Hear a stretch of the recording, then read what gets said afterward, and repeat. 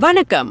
இன்று மே 1 உலகமே உழைப்பாளர் தினத்தை கொண்டாடும் அதே வேளையில் தகவல் தொடர்பு வரலாற்றையே புரட்டி போட்ட ஒரு முக்கியமான பிறந்த நாளையும் நாம் இன்று நினைவு கூற வேண்டும். அதுதான் உலகின் முதல் அதிகாரப்பூர்வ தபால் தலையான பென்னி பிளாக் பிறந்த நாள். இன்று ஒரு வாட்ஸ்அப் மெசேஜ் நொடி பொழுதில் உலகை சென்றடைகிறது. ஆனால் 1840களுக்கு முன்னால் தபால் சேவை என்பது ஒரு பெரும் குழப்பமாக இருந்தது. அன்று கடிதம் அனுப்புபவர் காசு கொடுக்க மாட்டார். அந்த கடிதத்தை பெறுபவர்தான் காசு தர வேண்டும். இதனால் பல கடிதங்கள் வாங்கப்படாமல் தபால் துறைக்கு நஷ்டமே மிஞ்சியது. இந்த சிக்கலுக்கு முற்றுப்புள்ளி வைக்க 1837இல் ரோலண்ட் ஹில் என்ற அறிஞர் ஒரு அதிரடி திட்டம் போட்டார். கடிதம் அனுப்புபவரை முன்கூட்டியே கட்டணம் செலுத்தினால் என்ன, அதற்கு அடையாளமாக ஒரு முத்திரையை பயன்படுத்தலாமே என்ற அவரது அந்த சிந்தனைதான் இன்றைய தபால் தலைமுறைக்கு வித்திட்டது. அப்படி 1840 மே 1 இங்கிலாந்தில் உருவானதுதான் வரலாற்று புகழ்பெற்ற பென்னி பிளாக்.